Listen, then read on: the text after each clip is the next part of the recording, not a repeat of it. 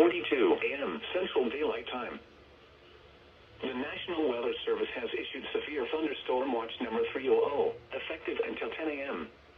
This watch includes the following counties in Iowa: Benton, Delaware, Iowa, Johnson, Keokuk, Lynn, Tama, and Washington. Remember, a severe thunderstorm watch means that conditions are favorable for the development of severe weather, including large hail and damaging winds, in and close to the watched area. While severe weather may not be imminent, persons should remain alert for rapidly changing weather conditions and listen for later statements and possible warnings.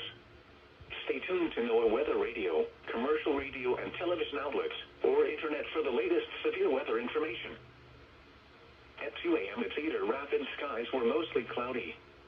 The temperature was 66 degrees, dew point 56, relative humidity 70%. The wind was southeast at 9 miles an hour, and the pressure was 29.77 inches and falling.